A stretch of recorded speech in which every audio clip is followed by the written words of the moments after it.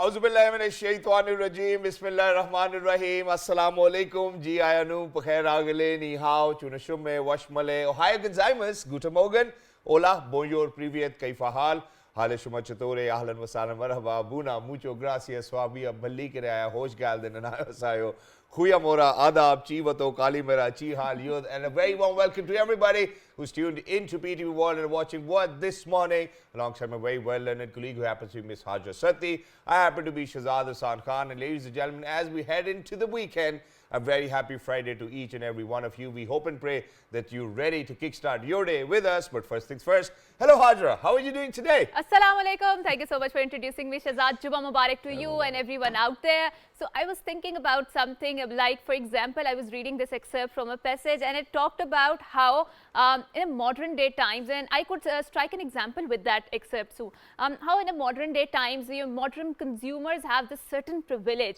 and that is the privilege and the power to purchase. So that is why they are more privileged and they are given more respect as compared to persons or people who do not have that power. So for example, I can strike that, for example, we grew up watching Alpha Bravo and Charlie, and there was a particular scene in which that the young captain, he has been posted to Kargil or in some very hard area. Kashif, Captain right. Kashif.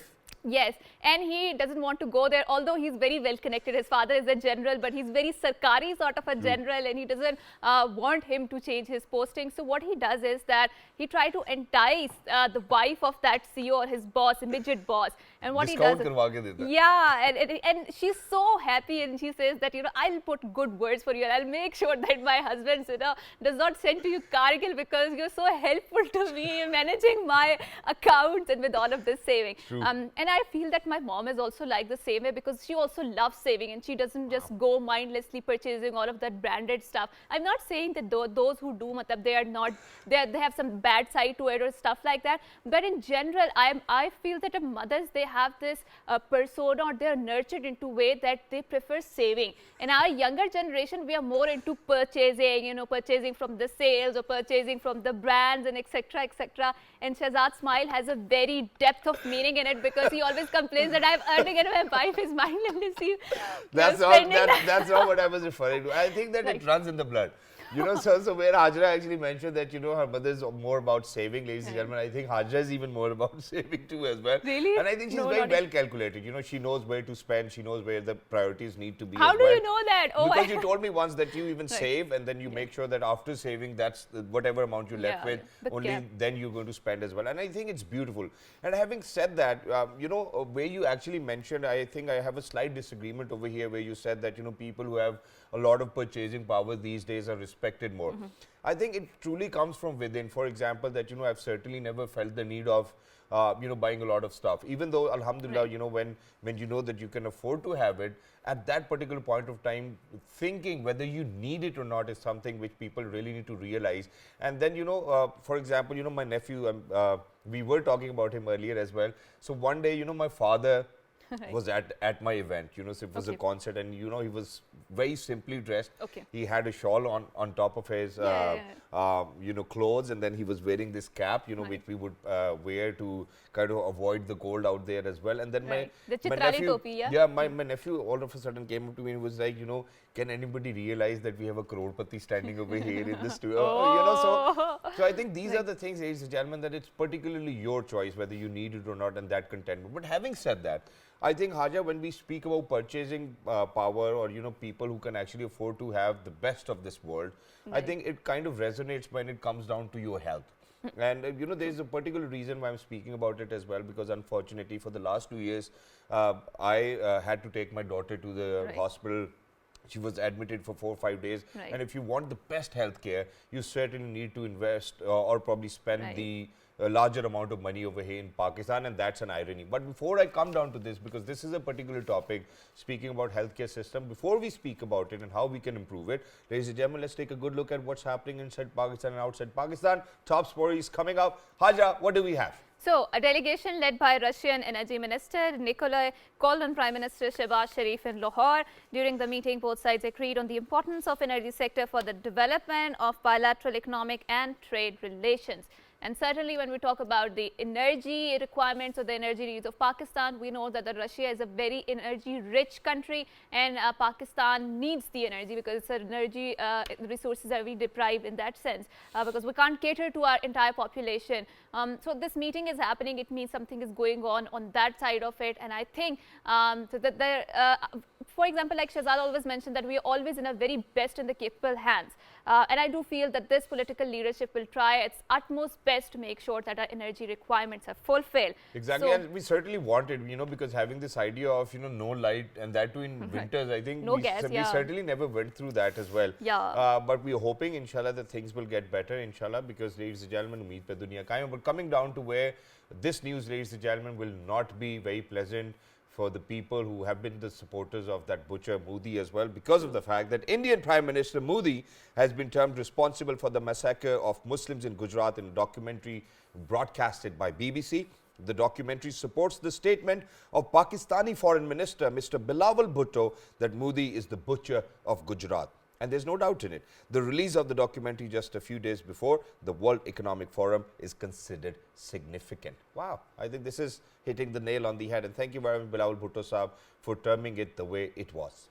Right. So moving on to another top story, which is about related to the music in the Pakistan's art scene, the birth anniversary of the eminent poet, lyricist, columnist and creator of several popular national songs, including Jeeve Jeeve Pakistan.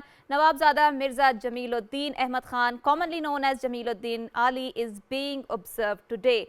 And certainly we get a lot of different vibes, and it still resonates with us, Jeeve Jeeve Pakistan. And the popularity of this song is so much that, for example, I went to Turkey and the people knew that Jeeve Jeeve Pakistan. And whenever I mentioned that I am from Pakistan, they would say, oh, Jeeve Jeeve Pakistan. Yeah. So, that is so much. Let's sing it a little as well. Jeeve, Jeeve, Jeeve Pakistan, Pakistan, Pakistan, Jeeve Pakistan. Oh, yeah, it's such a wonderful melody. True. I mean, today, since I'll be traveling to Lahore, I think I'm going to make sure for people who follow me on Instagram, Twitter or elsewhere, I'm going to play such a wonderful playlist. True. Because we've already worked hard on it, me and Hajra. And on Monday, ladies and gentlemen, we have a specific program which will be based on music. We certainly want to do it. But now coming back to the point, Hajra, where I was like that, when it comes down to purchasing power. Right. I mean, so I'm going to share one of my stories. So imagine that, when, obviously, alhamdulillah, because I was living with my parents, so life wasn't difficult, shukr alhamdulillah, because my parents were paying all the bills and whatnot. But eventually I realized that in life I really need to have this much amount of money to kind of, God forbid, if there's any unseen event which is going to come in front of me or any emergency, so that we could curtail to it as well. So imagine what happened was that, I started पैसे जमा करने मैंने शुरू किए. Yeah, I started saving as well, and then unfortunately when my daughter was admitted in the hospital, I got to know that this wasn't enough. So getting the best healthcare, ladies and gentlemen, in the country, especially a country like Pakistan, is not khala ji ka beda. I think that's how I would want to put it as well. And it's because of the fact that that the healthcare system is burdened, and it's because of different reasons. So imagine that we have stunted growth over here, we are malnourished. The kind of food intake we have is not really up to the mark. So people are getting sick every single day. Then we have smoke, then we had COVID, then people have diabetes over here, people have tuberculosis over here, people are having more cancer. We have more cancer patients than ever, then heart attacks, and all of these illnesses, ladies and gentlemen, just because of our lifestyle, kind of get that burden onto the healthcare system. And no matter whether a private or a public hospital, they certainly cannot match up to your expectation, because there's so many people out there who are actually waiting for their turn, so that the right healthcare is being dispensed to them. Right, and I think Shehzad, our state has been making its efforts to make sure that the universal access to healthcare is out there. Obviously, we are a cash resource. We are not a very rich country in terms of our resources, but having said so, I feel very proud of the fact that our state has been making an endeavors to make sure that the healthcare is available to everyone out there, especially to the commoners, to the masses, to the poor people, because they are the most affected by this disease.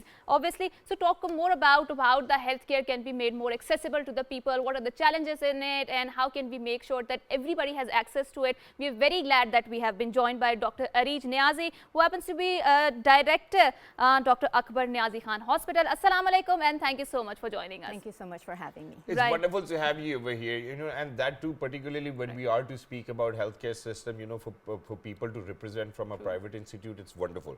Right. But having said that, obviously, you know, I've kind of shed a little bit of light onto what the problem is. I think the biggest problem I see in my eye is the kind of lifestyle we have over here in the country. You know, we would love to eat desi ghee ke parathas and whatnot, thinking that these all of these things are healthy, pie and nihari. Definitely. And you know, we certainly do not have that balance that somewhere we're going to have our green. So the burden will definitely be more onto the healthcare system. True. But the healthcare system really needs to be vibrant. It really needs to kind of cater to each and everyone's needs as well. What do you think are the major challenges when we talk about the healthcare system over here in the country? Well, one of the biggest challenges that we have is obviously our population and the bed ratio to population. We have one of the lowest bed ratio to population. I think the last study that was done was in 2021 was 0.63 to 1,000 patients. So clearly you can see the problem that lies there. So we have to have more hospitals. If you just look at Islamabad, I mean, I think the population, if I'm not wrong, is 12 million of Islamabad, and we have 5 to 6 major hospitals catering to that population. So we definitely need to increase the number of hospitals, whether it's private or government hospitals. Again, resources. We are lacking in doctors. Even though we're creating a lot of doctors, but we're losing them to the outside world. They have better opportunities outside, they get better pays, or they get better training outside. So they choose to, I mean, we have our Islamabad Medical and Dental College. We train about 100 doctors, but we lose about 50% of them to the US and the UK, and they prefer to go outside. Same goes for the nursing. So definitely we have lack of resource as well. These are just a few. And then obviously lack of knowledge. We need to educate our people. We need to let them know that, please, before you get sick, start taking care of yourself.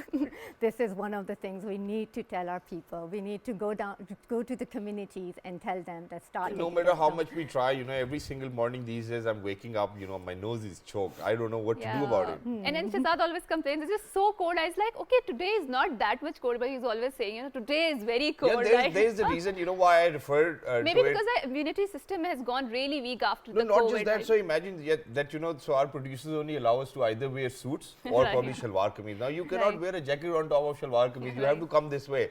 With a waistcoat, how much cold do you think I can fight? So producers, please think about me and my life too as well. But having said that, you know, there's one more thing which I wanted to ask Dr. Reej.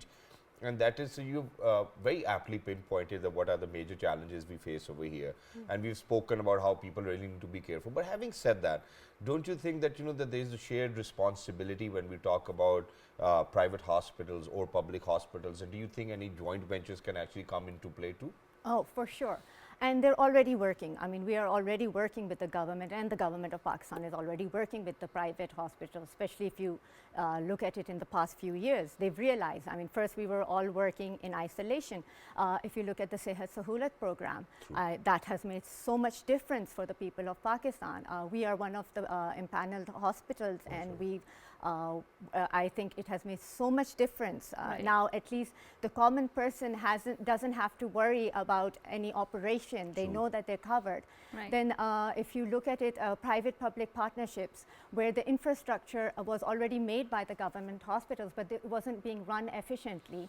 So they asked private hospitals to come in and take over. This has already happened in Sindh and KPK, and it's already being, the proposal has already been put forward in Punjab. Wow. We as Dr. Akbar Niazi Teaching Hospital have already put in forward our proposal as well to take over a few, especially in the rural areas, to go in, take over the hospitals, the basic health units that are there.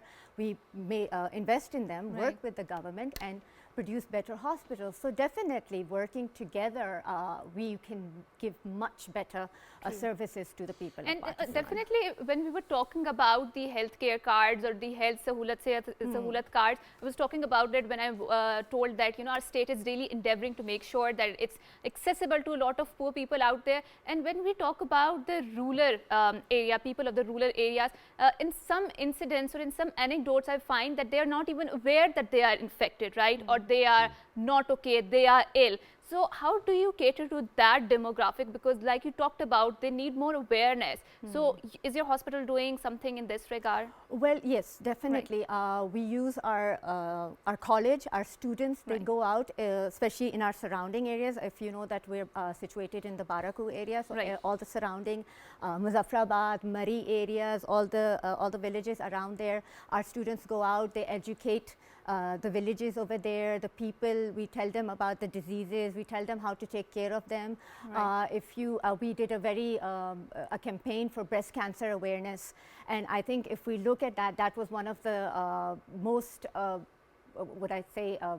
it was an amazing campaign that was run by the government of Pakistan and the private sector, and it caused so much awareness. And you actually see people coming into the hospitals and getting checked. And but whether we call it fortunate or unfortunately, a lot of statistics came forward with that, but at least the awareness came forward. So we need to run awareness programs like that, considering other diseases as well. And I think Pink Ribbon has done a great job. You know, so Aftab Sahab, if you're out there, you know, we obviously need to give you that credit because you have been at the forefront of fighting breast cancer as well, and you've made your own hospital in Lahore now, alhamdulillah, which is going to treat women for free, or men for that matter, because breast cancer, ladies and gentlemen, is not just only specific to women. So having said that, you know, there's one more thing which I would want to kind of share over here with my audiences, because I've had a closer relationship with Akbar Khan Niazi Hospital because my nephew was studying over there. My sister was abroad. So, you know, you can call me a guardian, you know, so I was there to drop him, pick him up, you know, go talk to Dr. Khurshid Sahab as well. Dr. Sahab, अगर आप देख रहे हैं, आपकी वजह से आज मेरा भांजा doctor है. Having said that, but there's one more thing, you know, so imagine that if I would ever go pay a visit to my dentist, Dr. Saiba, and so, you know, it would usually cost me 10,000, 15,000, 20,000 rupees on a regular visit. That's something which I realized that my nephew told me once that, why don't you visit Dr. Akbar Khan Niazi Hospital? Imagine that I visited them. It only costed me 400 rupees. So they made sure that, you know, for all of those people who come from the low income strata of the society, that they're going to treat them the way they can afford it. And I think that was such a humble effort of the hospital itself that, you know, and there were queues of people who wanted to get themselves treated. So imagine, you know, staff members who used to work at my place who would only have 1 or 2 teeth in their mouth would actually go to Akbar Khan Niazi Hospital just because they knew that they can get it checked up for 400 or 500 rupees. But having said that, I think with telemedicine, you know, the entire game, telemedicine is a game changer in the first place, you know, so imagine that now you can call, people are coming up with these devices, you know, you'll get a checkup and then all of a sudden they will arrange a meeting of yours or consultation with the doctor. Do you think that the hospitals now need to venture into telemedicine as well? For sure. We ourselves are actually developing our telehealth app. We saw the need for it during COVID. For sure, because people were very afraid to come to hospitals. They were not getting regular checkups for their diabetes. I mean, it was actually something we used to discuss where, like, it seems like COVID has it seems all the other diseases seem to have disappeared. It's all about COVID. And it didn't really happen. So imagine we weren't even getting flu then. Exactly. Nobody was talking about diabetes. Nobody was talking about heart disease or anything that. But then you had, after a year, you know, you had the complications, and then, you know, you had personal people, your family, your friends, they were worried. They're like, what should we do? Our tests seem to be out of. And then, you know, we were connecting them to doctors over WhatsApp or phone. So we realized the need for telehealth at that time as well. So it is coming up. It's going to take some time, but definitely it will be the next step for and obviously you're thinking about it. It will be really important for the rural people, the ones who cannot travel to the main city. So I think if we can develop a network for that, I think it would be the and you know, for people who actually live in rural areas, I think it's going to be a health benefit for them to, you know, get themselves checked up regularly, and I think that's something which they certainly do not have the option for. But having said that, and while we speak about it, I think I would want to talk about doctors too, where you said that, you know, so if we are producing a certain specific number of doctors every single year, now there are countries which are very less populated, and you know, so they obviously need doctors and engineers, and a lot of people, given the economic condition of our country, a lot of people are deciding, you know, just previous year 700,000 or more people have actually fled from Pakistan to go settle into other countries, which means that there's a lot of brain drain. Number one, how do you think that the, you know, for example, if we are to talk about the IMDC, you know, how do you think that such institutes can actually contribute towards this rising problem? Not just that, you know, let's talk about private medicine colleges as well, and then public. You know, whether do you think that they need to lower the criteria of their merit so that more people can come in? Well, no, I don't think lowering the merit, Okay. because obviously you need to produce good quality doctors. I mean, that's what we need, definitely. But what we can do is give better training to them, better opportunities here. We have very limited training, very limited specialty trainings in Pakistan. If you look at the US and UK, they're specializing their trainings. They're going into minute specialities, whereas we're still stuck in the basic general surgeries, general medicines. I think we need to expand that, give them more chances. We have lesser seats in training, so we need to expand those. We have to have more training programs. At the moment, if you look at it, we only have the CPSP. We need to expand more trainings. We have to look at that. We need to have more PhD programs, more universities for that. So definitely we need to work on things like that. Research is something that we need to you know, channel some of our doctors into that. Pakistan is really lacking in research, so we need to work on that. Exactly, and in addition to that, I believe that Pakistan really needs to realize that, you know, that this can be something which we can build our economy on as well, that people coming over here down to our universities, graduating, going wherever they want to go, but we really need a robust system over here. But having said that, you know, let me take you where now doctors have started to take advantage, because now they are famous, they are out there, and they can charge any fee they want. Do you think that it should be controlled by the government? Because imagine, so they will come to your hospital, they'll have a bigger clientele, a lot of patients will come in, and then towards the end of their shift, they'll be like, hey, you know what, if you want yourself to be checked up, why don't you come over to my clinic? Do you think that this trend really needs to change? I mean, a lot of doctors might not even like it, because alhamdulillah, we get to have 5 or 6 clinics all over Islamabad and Rawalpindi. But having said that, I think that this is for the people out there. Definitely, I think there should be a control on that, and I think we are working towards that. If you look at it, regulatory authorities are coming in. There's Islamabad Health Regulatory Authority that is coming into effect, and they're doing a lot of good work. They're setting standards, and they're working with all hospitals on those standards. All hospitals are also working towards international standards.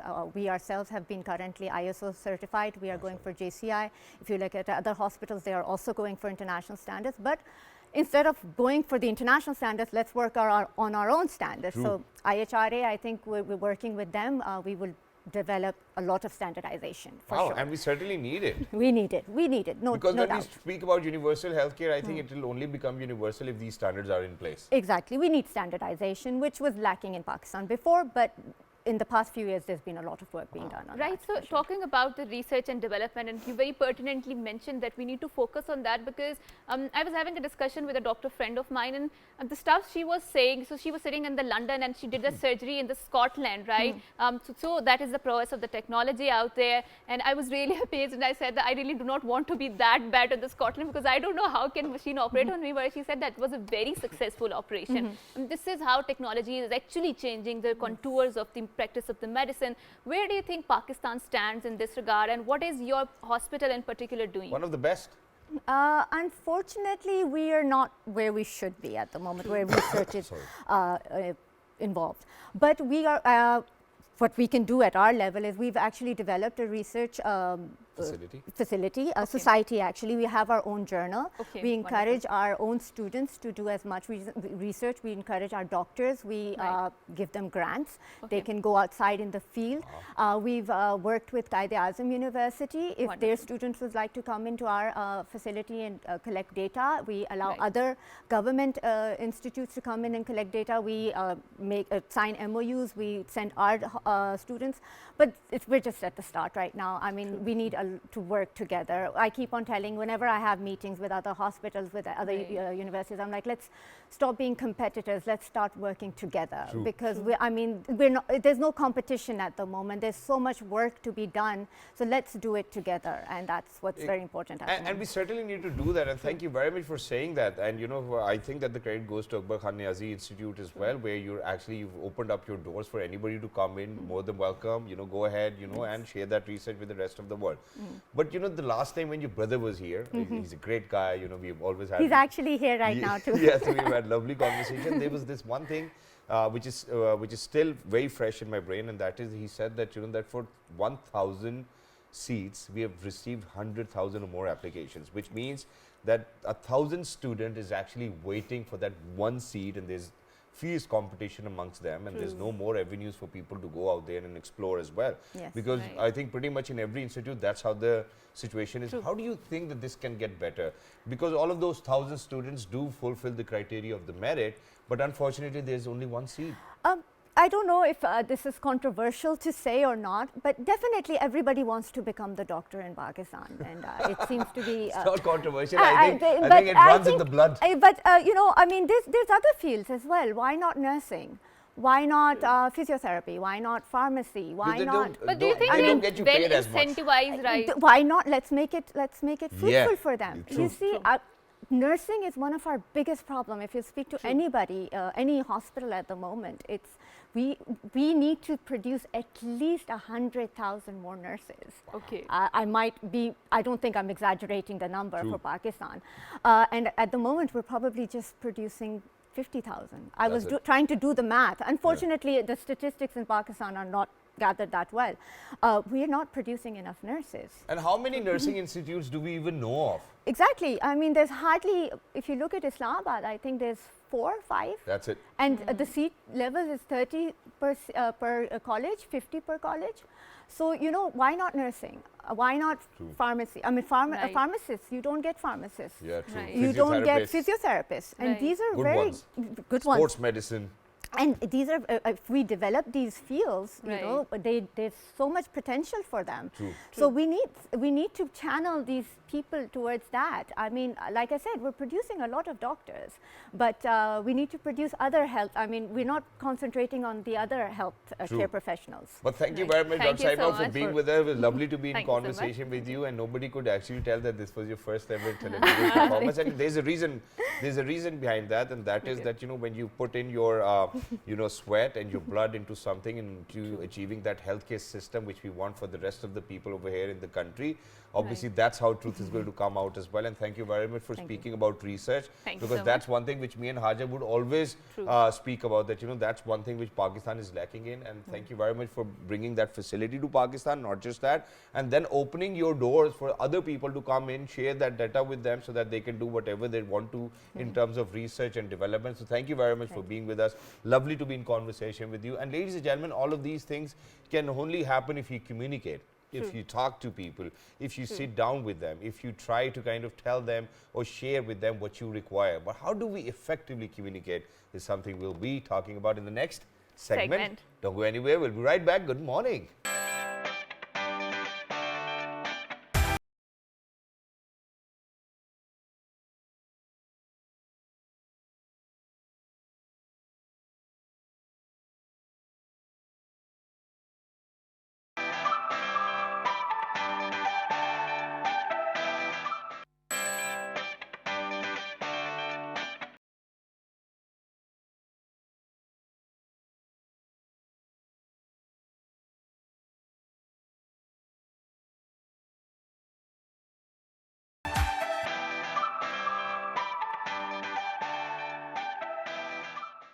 Welcome back, and before going on to the break, we certainly wanted to talk about, and Shahbaz also mentioned that we want to talk about the communication, and it is such a one of the vital aspects of the human civilization since its inception. And one of my professor used to say that a language is one of the bane of the human civilization. Why? Because there are a lot of miscommunications because of the language, right? So how to correctly communicate so that your intended message is out there, it's not misinterpreted. And nowadays, with the advent of social media, with the digitalization, we are seeing so many different sort of messages coming out, and we see that how it is changing the contours of that. And then there's a broader debate going on, especially with the freedom of expression, that how it sometimes it turns into the hate speech, right? And how we need to be more responsible when we are communicating, especially on the digital media, because typing anything without thinking is also really bad for yourself, for not all the ways, for not yourself, and also because the communities that you are targeting, especially the online communities you are targeting. And Haja, in addition to that, you know, which is why I'm not a big fan of emojis too as well, because you know, a lot of people misinterpret the way you actually texted an emoji to somebody.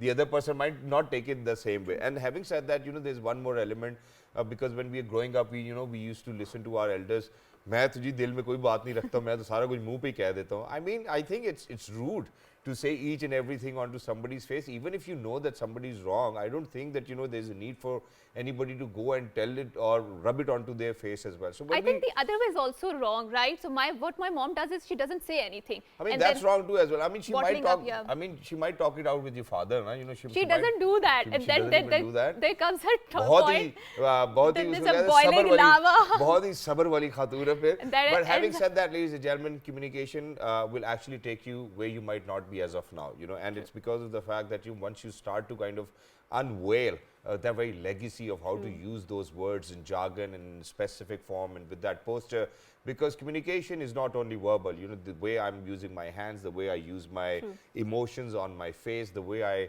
kind of respond to what you say, ladies and gentlemen, all of this comes under the umbrella of communication. And to speak about how to kind of improve our communication skills, ladies and gentlemen, we're very lucky that we've been joined with two experts, rather younger experts over here inside the studios. Ladies and gentlemen, first up from B Rhythm Creative, she happens to be a communication expert. She's Miss Hiba Ikram. Hello, assalamu alaikum. Good morning. How are you? Assalamu alaikum, Shahzad. How are you? Absolutely perfect. Walaikum assalam, Hiba. आप कैसी हैं? आप ठीक हैं? मैं ठीक ठाक, alhamdulillah. Thank you so much for joining us alongside Miss Hiba. Ladies and gentlemen, we're very lucky once again from Rhythm.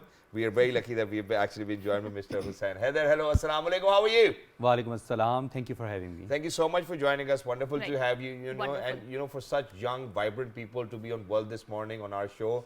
Did you ever think that that's going to happen in your life? I mean, like, we're glad. I'm so happy that's that you still consider me young. Strategy. But thank you so much for joining us. Wonderful to have you. So, you know, since we shorten time, let's keep it specific and precise so that people can take away something very lucrative out of it. When we speak about communication, what are the most common mistakes people make?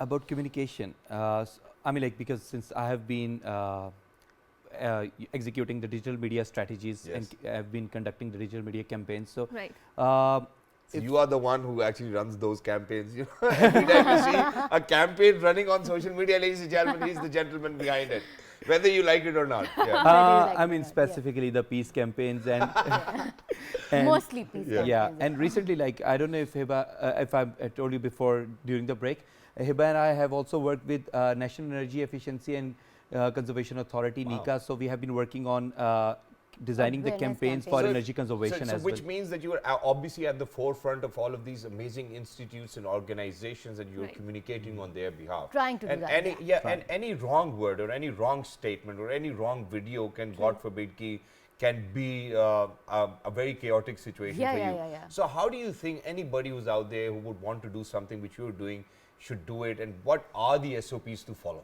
Okay, so there has to be like tons of research and knowing your audience well.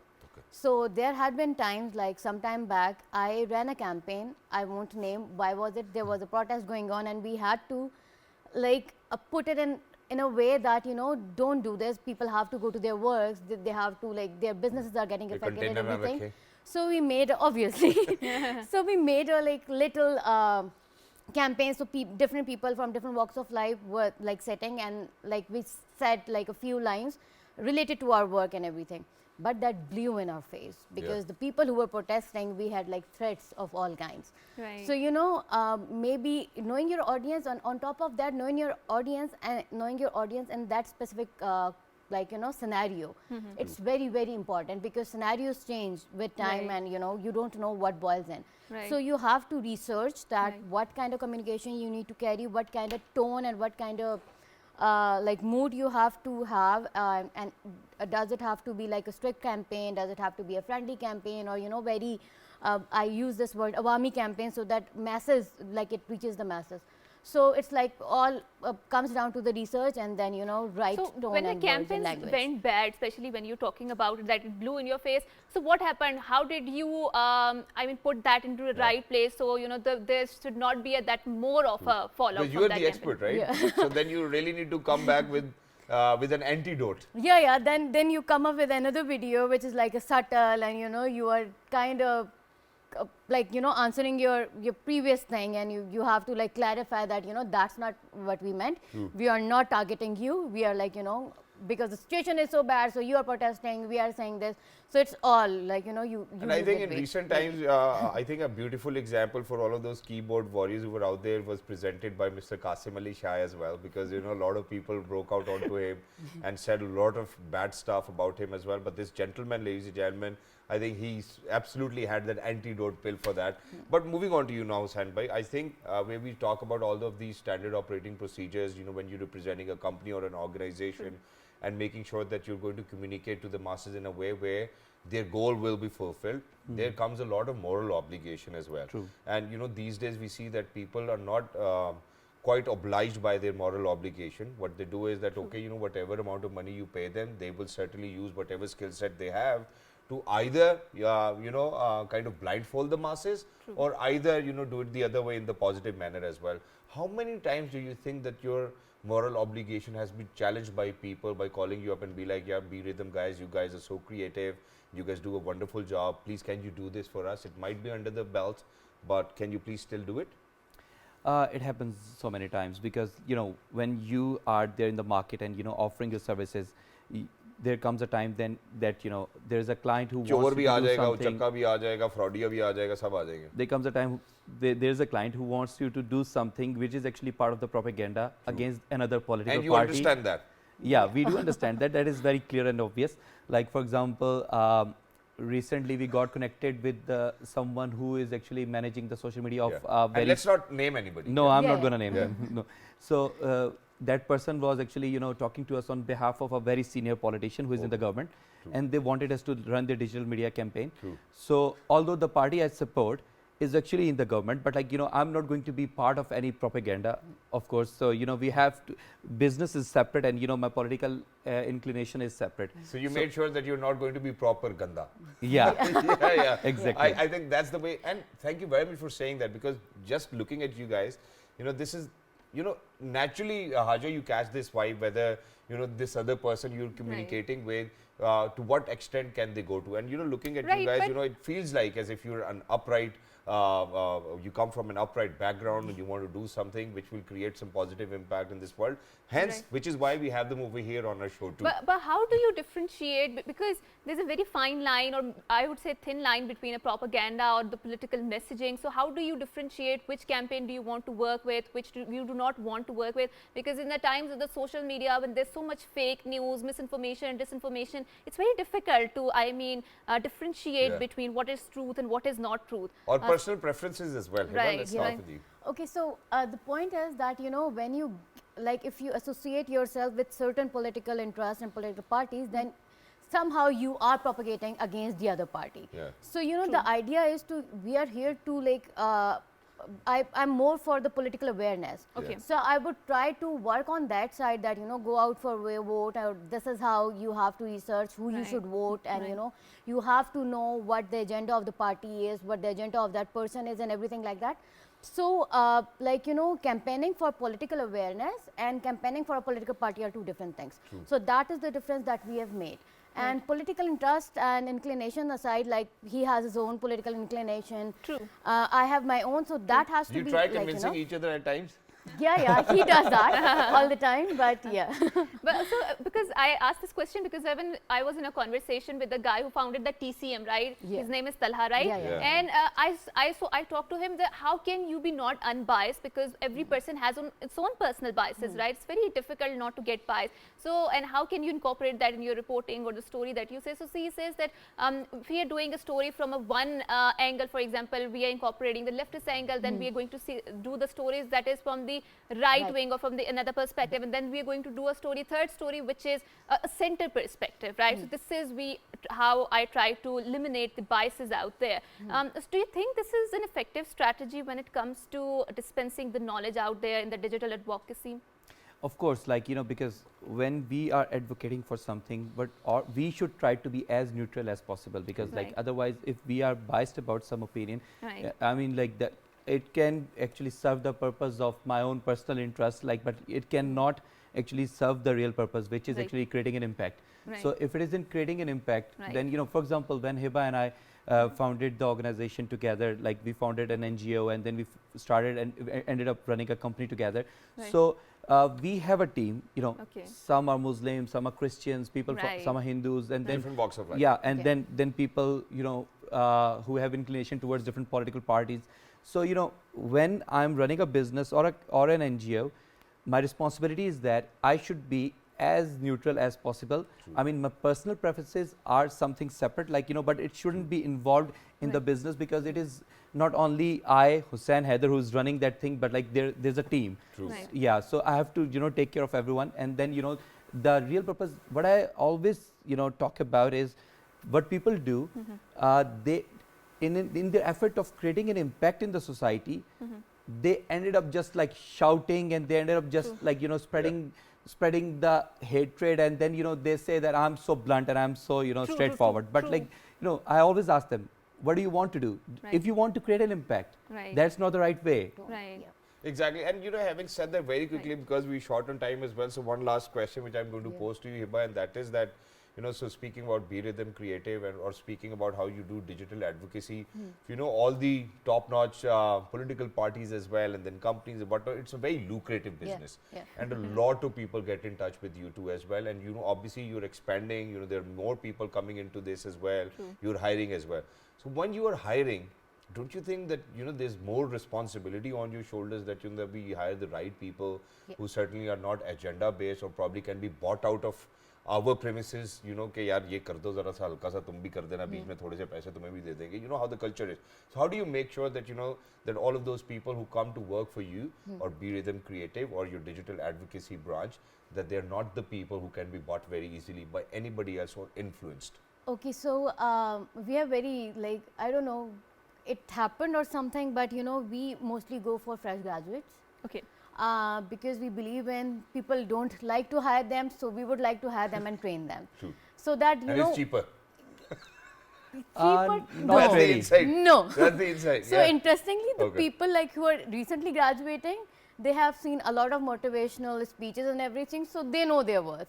And maybe sometimes they ask me more. So I always agree to pay them, unless, like, you know, until we might yeah. not be fresh graduates, but do we still get a vacancy now, because, you know, it's a highly paid job? Yeah, why not? But please go ahead. Yeah. So, so we usually train them, and till now we had been getting people from our circles. Okay. Because both of us are like extremely social, and we belong to Islamabad. Mashallah. So it's like it's some friend's cousin or sister or blah blah. So that's easier, and And that's easy to keep a check on as well. Keep a यार, check तुम्हारे on. भाई ने कैसी घटिया Yeah. हरकत की? You know, thing like no, that? no, that we don't do. So वो भाई की नहीं, वो घटिया अगर हरकत किसी वो ने भाई कर के दी है तो साथ आप उसको तो नहीं, उसको कहेंगे तो सही ना कि जिसने हायर करवाया. But for people But, who are out yeah. there, for their better understanding, ladies and Right. gentlemen, such a job actually comes with a great responsibility. Yeah. These two amazing people have been fulfilling, and they made sure that they're going to take that responsibility head on.